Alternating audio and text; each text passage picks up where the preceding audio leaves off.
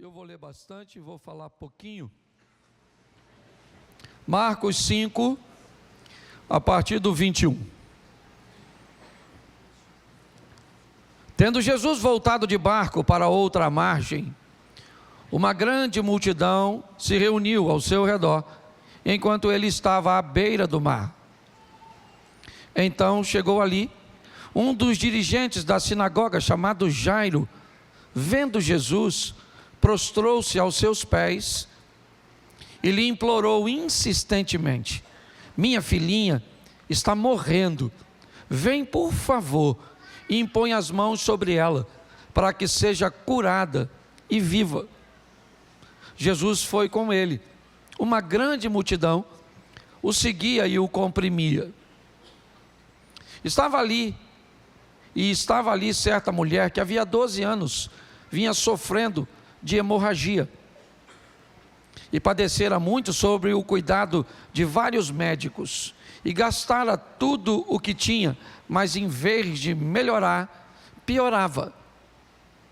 Quando ouviu falar de Jesus, chegou por detrás dele, no meio da multidão, e tocou o seu manto, porque pensava: se tão somente tocar em seu manto, ficarei curada.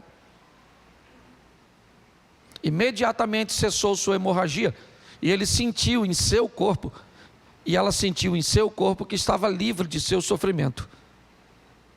No mesmo instante, Jesus percebeu que dele havia saído o poder, virou-se para a multidão e perguntou: quem tocou em meu manto? Responderam os seus discípulos: vês a multidão aglomerada ao teu redor e ainda perguntas: quem tocou em mim?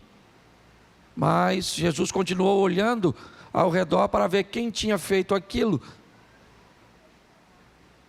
Então a mulher, sabendo o que tinha acontecido, aproximou-se, prostrou-se aos seus pés e, tremendo de medo, contou-lhe toda a verdade. Então ele lhe disse: filha, a sua fé a curou, vá em paz e fique livre do seu sofrimento. Enquanto Jesus ainda estava falando, chegaram algumas pessoas da casa de Jairo, o dirigente da sinagoga. Sua filha morreu, disseram eles, não precisa mais incomodar o mestre. Não fazendo caso do que eles disseram, Jesus disse ao dirigente da sinagoga: não tenha medo, tão somente creia. E não deixou ninguém segui-lo, senão Pedro, Tiago e João, irmão de Tiago. Quando chegaram à casa do dirigente da sinagoga, Jesus viu um alvoroço, com gente chorando e se lamentando em alta voz. Então entrou e lhes disse: por que todo este alvoroço e lamento? A criança não está morta, mas dorme. Mas todos começaram a rir de Jesus. Ele, porém, ordenou que ele saísse, tomou consigo o pai e a mãe da criança e os discípulos que estavam com ele, e entrou onde se encontrava a criança. Tomou-a pela mão e lhe disse: Talita cum, que significa: menina, eu ordeno a você, levante-se. Imediatamente a menina, que tinha 12 anos de idade, levantou-se e começou a andar. Isso os deixou atônitos. Ele deu ordem expressas para que não dissessem nada a ninguém e mandou que desse, a ela alguma coisa de comer. Feche seus olhos. Senhor nosso Deus e Pai, em nome de Jesus, eis aqui a tua palavra. Continua falando conosco, Pai. Em nome de Jesus. Amém. Glória a Deus. Amém. Nós temos aqui duas histórias que se entrelaçam e eu gostaria de refletir com vocês hoje. Uma menina de 12 anos está acometida de uma enfermidade que está lhe conduzindo à morte. Seu pai é um dos principais da sinagoga. Ele é mais ou menos como um líder religioso, um pastor, seria um padre. Ele seria alguém responsável pela religião que representa. Ele é o chefe da sinagoga. Ele tem seus prestígios, ele tem uma série de coisas, que vêm com o cargo que ele ocupa. Mas, mais do que chefe da sinagoga, mais do que alguém popular e talvez reverenciado por um grupo de pessoas que o seguia, ou que retirava conhecimento de seus estudos, existe sobre ele algo muito especial. Ele é pai. Ele é pai de uma menina que está doente. Ele está olhando para sua filha e está vendo que a cada dia que passa ela está mais próxima da sepultura. Provavelmente ele já tentou todos os recursos que podia para salvar sua filha, mas a medicina daquela época não tinha o que fazer para salvar a menina. A cada dia que passa, ela está mais debilitada. A cada dia que passa, ela está mais perto da morte. Aquele pai precisa tomar uma decisão. Ainda existe um lugar para se procurar ajuda, mas esse não é um lugar que lhe agrade. Esse não é um lugar cujo qual ele veja com bons olhos.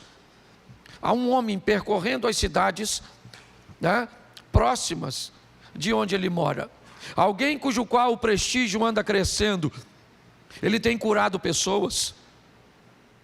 Ele tem feito milagres. Ele tem realizado muitas coisas. Mas não será perigoso procurá-lo? Será que os fiéis da sinagoga cujo qual Jairo representa não iriam embora? Será que ele não teria pessoas fugindo agora de seus conselhos, já que ele vai se rebaixar para pedir ajuda a este homem, que aliás, seus correligionários, os amigos de Jairo, diz que a força que alimenta o ministério de Jesus vem das trevas. Ele faz esses milagres por causa de Beelzebu. Jesus foi acusado disso. Só que apesar de todas essas coisas, Jairo está diante de algo muito firme, que é o apego que ele tem à sua filha. O sentimento de paternidade faz com que Jairo vá romper com tudo isso. Vai fazer com que a sinagoga dele, as pessoas que frequentam lá, as ofertas, sabe, e todo o prestígio político que ele ganhou por liderar uma comunidade, nada disso para Jairo agora vai somar tanto quanto a vida de sua filha. Jairo então rompe com tudo isso para procurar Jesus, porque ele sabe que precisa de um milagre na sua filha, e é para lá que ele vai. Quebrando tudo isso, Jesus acaba de desembarcar. A notícia chega até Jairo. Cafarnaum é o local.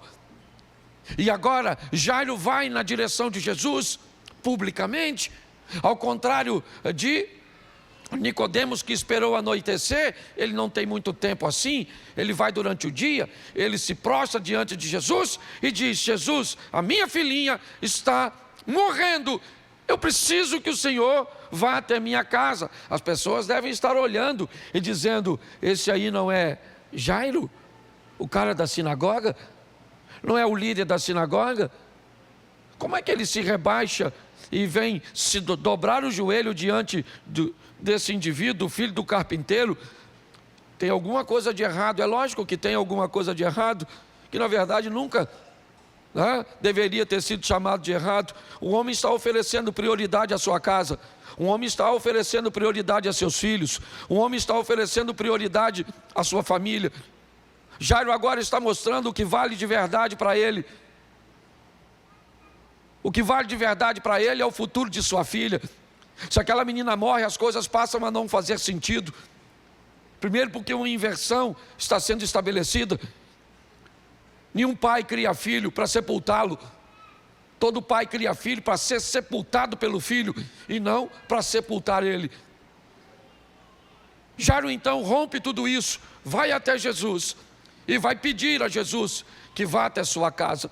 Jesus prontamente atende Jairo.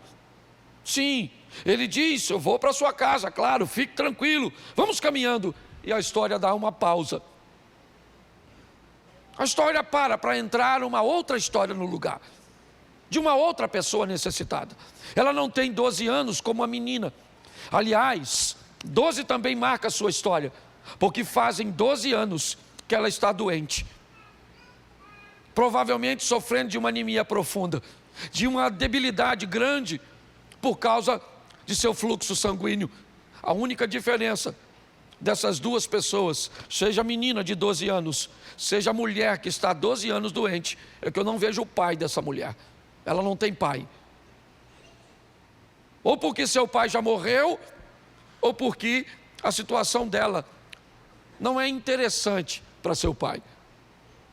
Eu não sei onde ele está, a Bíblia não fala dele, porque tem pessoas que terão seus pais para defendê-la, tem pessoas que terão seus pais para custeá-las, tem pessoas que terão seus pais para corrigi-las, para estabelecer os limites, para treiná-las. Sim, tem muita gente que vai ter sucesso, vai expandir, vai crescer, vai ter apoio, vai se formar, vai se tornar alguém de bem, porque tem pai, porque tem alguém para oferecer limite, para dizer o que pode, o que não pode. Um pai precisa entender que a figura paterna não vai poder contar sempre com a boa visão, a visão agradável de seu filho. Muitas vezes o pai será visto como alguém ruim, como um impedidor, como um aferidor de medidas, como alguém que determina horários, regras. Sim, mas cadê o pai dessa mulher? Onde é que ele está? A história de alguém que tem pai para correr atrás por ela é interrompida. E agora entra a história de alguém que não tem pai, ou se tem, ele não está ali. Por que não está? Eu não sei. Eu não sei se o que dói mais é não ter um pai, ou ter um pai que não existe de fato. Eu não sei se o que dói mais é não ter um pai, ou sequer nem saber quem ele é. Ou se o que dói mais é ter um pai que, ao invés de te proteger, abusa de você. Ao invés de tratar sua mãe com respeito, abusa dela. Eu não sei. Eu só sei que essa mulher também está na rua. Eu só sei que ela também precisa de uma atenção, e ela não tem pai para oferecer, porque tem gente aqui que não vai ter isso, ou que não teve, ou muito pelo contrário, às vezes teve um carrasco, um omisso, e muitas vezes tentamos até aliviar a situação deles, dizendo que eles são assim, porque viveram em outra época. Me parece que é uma forma de tentarmos, proteger o nosso coração. Mas a grande verdade é que vamos precisar sobreviver a isso. São duas histórias fascinantes, porque se essa mulher não tem um pai biológico ali para defendê-la, porque eu imagino essa menina depois, já já eu vou voltar para ela, porque a história volta para ela de novo. A Bíblia só está passando para dizer que tinha uma mulher com 12 anos que tentou tudo para ficar curada e não teve sucesso, e não tinha ninguém ali ao lado dela, não tinha. Ela estava sozinha, não tinha nenhum homem para interceder, nenhum. Era muito difícil para uma mulher daquela época abordar um homem, muito. Era algo que quebrava o protocolo. Então para ela seria muito difícil, seria muito mais fácil ter alguém, um homem que pudesse chamar a Pedro, Tiago, João e dizer para ele: olha, minha irmã, sabe, eu tenho uma irmã mais nova, uma irmã mais velha, e ela está doente, então nós queríamos ver se seu mestre não pode atendê-la. Aí ou o pai dela poderia dizer: olha, minha filha, Jesus está... Mas ela não tinha ninguém. Porque você vai ter que aprender a sobreviver, você vai ter que aprender a ser um vencedor, mesmo não tendo muitas vezes um pai biológico. Mas aprenda uma coisa: se o pai biológico te faltar, está lá no Salmo 27:10, ainda que teu pai e a tua mãe te desampararem, eu, o Senhor, jamais te desampararei. Me parece que a Bíblia está mostrando, são dois modelos de pessoas. Uma tem o pai e outra não tem o pai biológico. Mas eu estou no céu guardando. É assim. Pare e pensa. Nesse momento que Jairo tem pressa, que sua filha está morrendo, ele já expôs sua situação para Jesus. Jesus vem andando e o que tem ali? Uma filha. Ela é filha de Jairo? Não. Ela é filha de Pedro? Não. Ela é filha de Deus. Então mesmo Jesus que veio para aqueles que tem pai, que conhece, que tem uma casa, que tem um lar, que tem uma estrutura, veio também para quem não tem. Eu não sei quem você é nessa história. Eu acho que eu sou meio híbrido. Não é porque eu já vivi com pai, já vivi sem pai, já vivi esses modelos assim ao longo da minha caminhada. Mas é muito interessante nós vermos isso, porque agora ela toca, Jesus parou. Os discípulos dizem: olha, está uma confusão tremenda, Jesus, não faz assim com a gente, não pergunta quem te tocou, porque está um vulco-vulco danado. Jesus falou: não, eu saí, senti o poder de mim, e eu quero saber, alguém me tocou. E ela disse: fui eu, Jesus, eu é que te toquei. Você lembra como é que ele despede ela?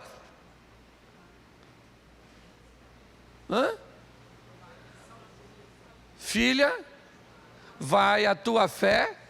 Ele chama ela de quê? Filha. Filha, vai embora, a tua fé te salvou. Ser curada, fique livre desse mal e vamos embora. Nesse exato momento, depois você lê, que eu não sou obrigado a ler tudo por causa do tempo. Quem é que chega? A turma da casa do Jairo. A turma que estava lá falou: Jairo, viemos trazer uma notícia para você. Qual é a notícia? A tua filha morreu. A tua filha morreu. Não incomode mais o mestre. Não incomode mais o mestre. A tua filha, ela está morta. Não tem mais o que fazer, Jairo. Jairo olha para Jesus, que diz a ele: não tema, Jairo, crê somente. Eu ainda vou na sua casa. Eu vou com você. Vamos embora. Eu vou junto contigo. Não quero que essa multidão nos acompanhe.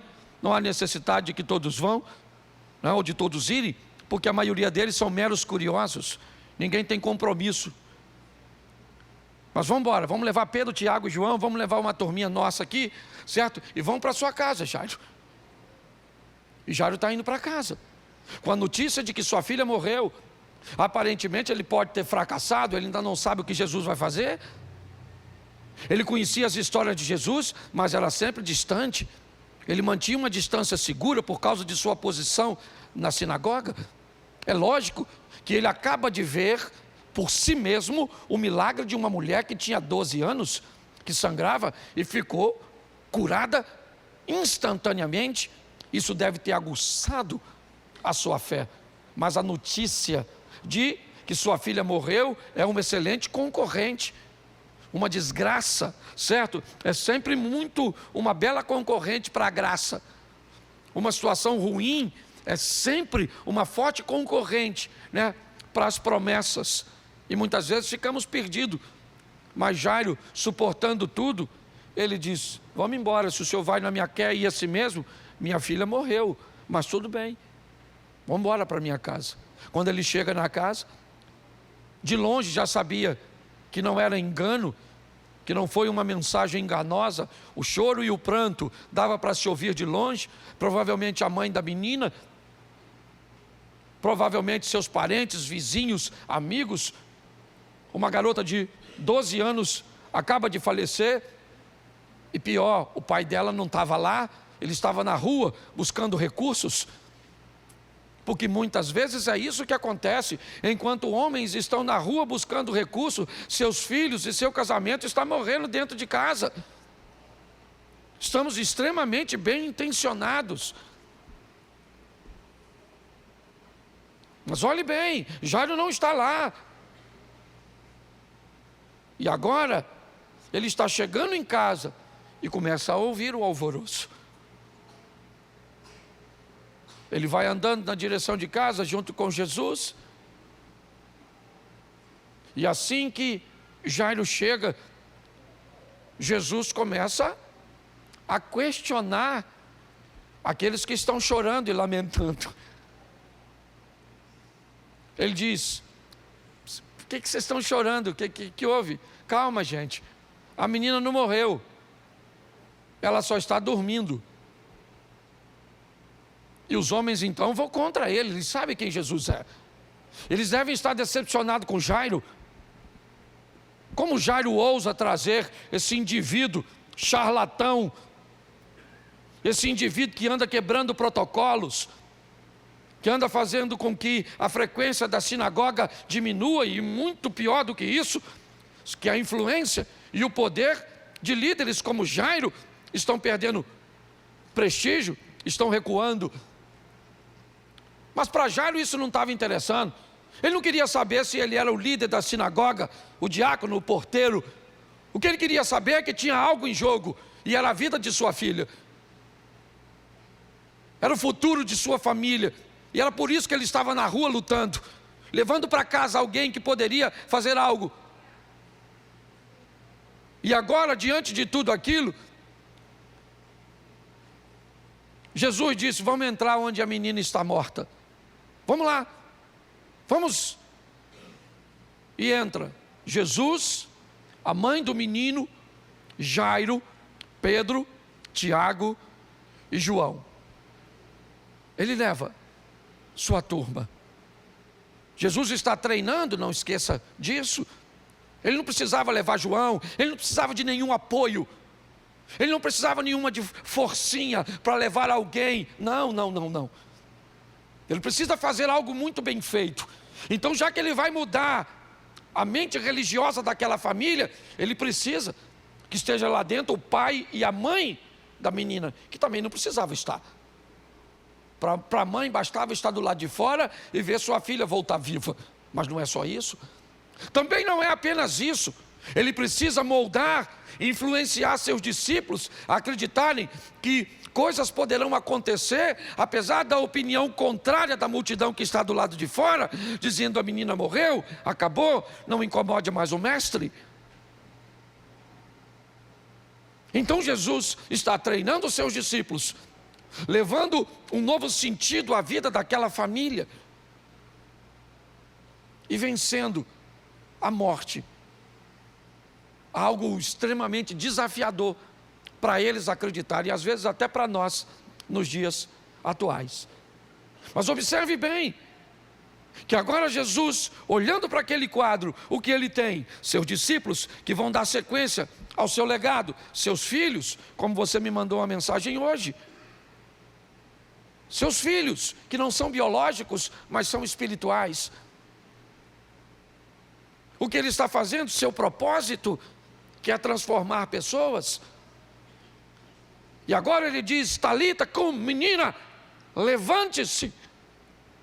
E o Espírito retorna a menina. E ela então torna a vida. Tudo isso acontecendo naquele ambiente particular, porque havia uma proposta. A proposta não era mostrar à multidão quem Jesus era.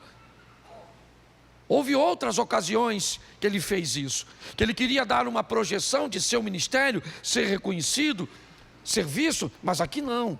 Aqui ele quer mudar a história de Jairo e da casa de Jairo. Por isso a mulher de Jairo tem que estar lá, para que haja uma mudança conjunta.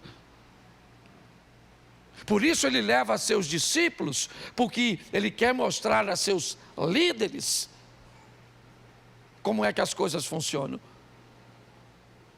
As duas coisas nós tiramos grandes lições desses dois textos. Primeiro, que alguém precisa continuar vivendo com o pai, honrando o seu pai, agradecendo a Deus por ter um pai correto, por ter um pai que é exemplo, por ter um pai que é provedor, por ter um pai que é protetor, por ter um pai que é honesto, por ter um pai cujo qual você se sente honrado de tê-lo. Mas você também vai ter que continuar vivendo se seu pai é um cachaceiro. Se seu pai é um irresponsável, se ele traiu sua mãe, se ele abusou sexualmente de você ou de um de seus irmãos, se ele nunca proveu nada, muito pelo contrário, às vezes ele destruía o que você ou seus irmãos ou sua mãe construía. Porque preste atenção, nós precisamos, e eles são fantásticos quando temos, mas muitos de nós não provamos isso. Eu não sou o único. Muitos de nós. Eu não tive o pai modelo, e você provavelmente às vezes não teve. Mas e aí? Talvez nós não tenhamos alguém para honrar. Ah, pastor, mas até hoje eu me sinto culpada, porque a Bíblia diz que eu tenho que honrar meu pai e a minha mãe. Mas muito cuidado com essa palavra, porque a Bíblia também diz que eu tenho que dar honra a quem honra, merece honra. Eu não preciso desonrar, desafiar. Eu posso manter um respeito, é verdade.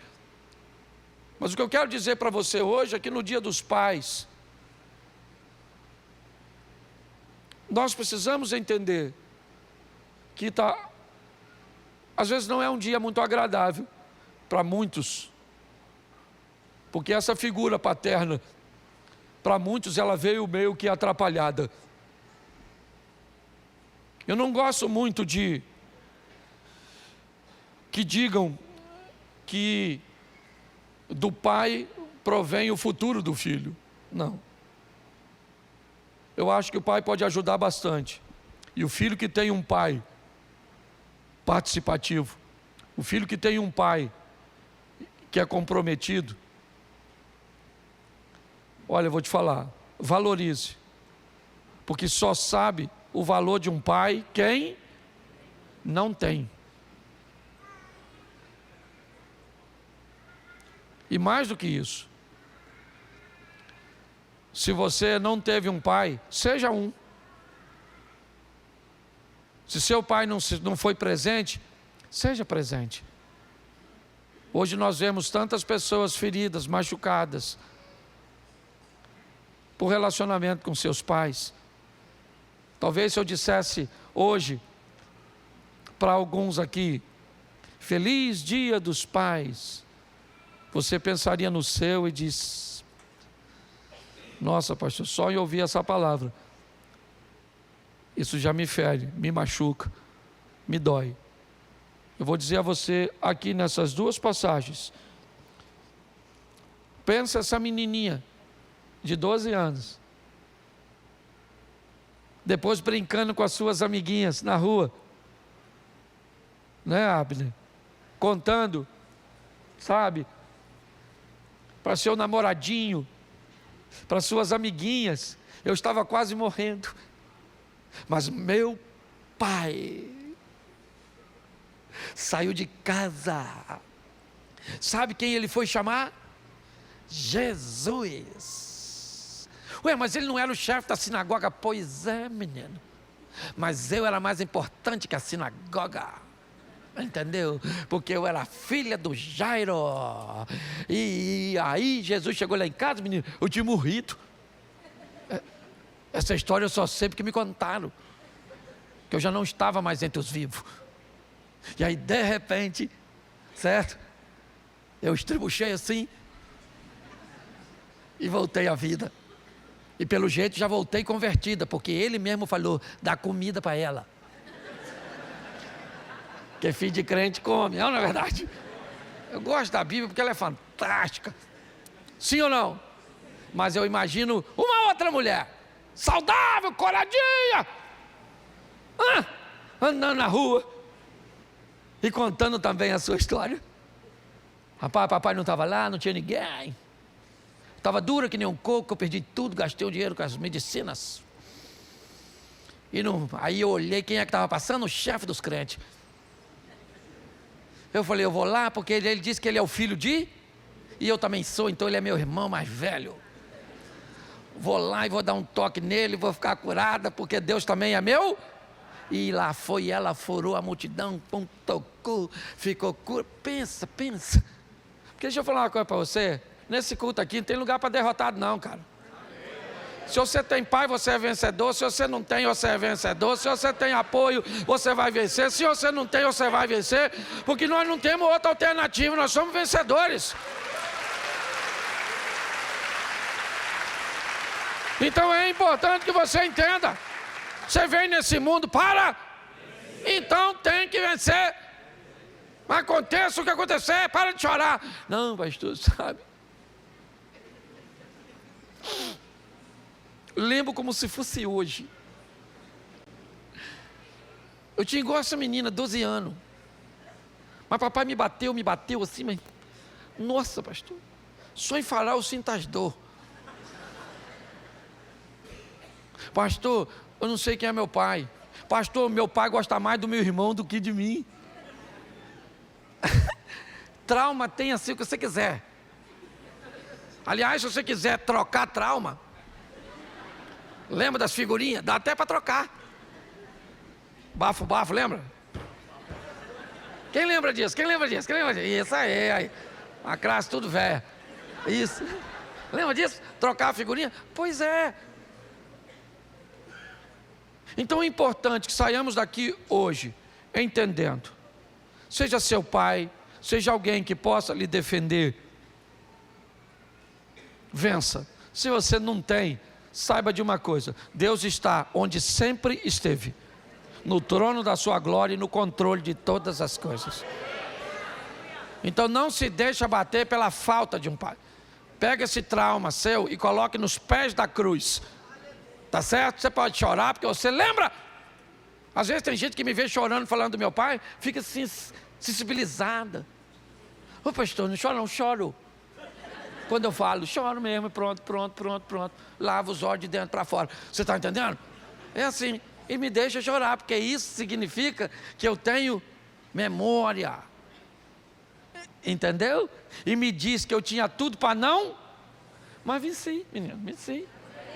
Ou termino aqui, já contei essa história diversas vezes, mas eu gosto.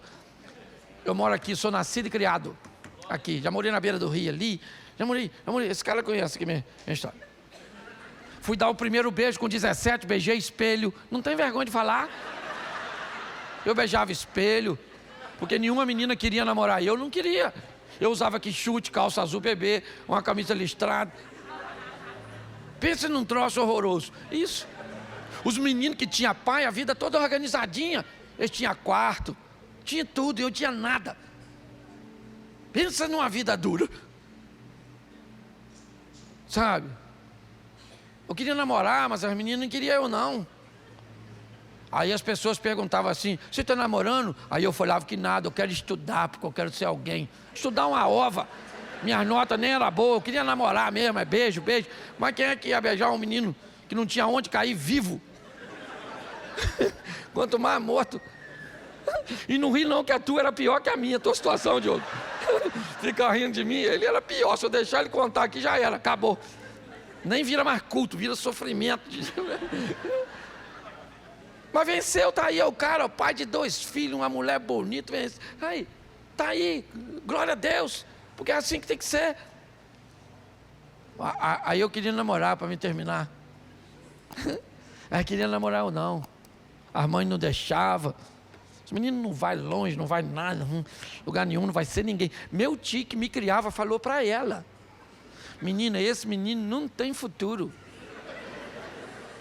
Morreu sem ver.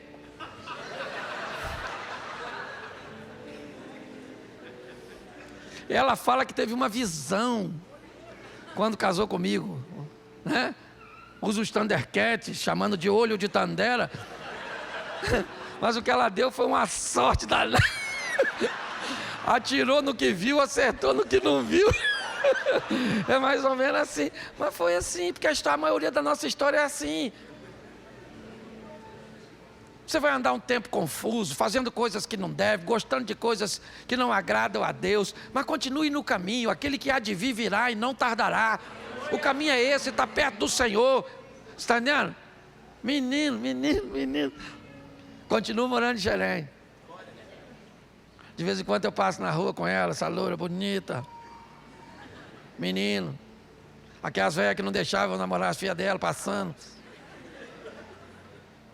com aquela menina que eu queria namorar, mas só Deus que me deu livramento. Louvado seja o Eterno, porque estão um bagaço danado. E eu passo, abro o vidro do meu carro e ainda falo: a paz do Senhor, querida, louvado seja Deus. Vou embora olhando para minha mulher e falando com Deus: Senhor, nossa, como diz o José do Egito, ninguém me vendeu, eu vim na frente. Então não fique triste não, rapaz. Você é um sobrevivente. Amém?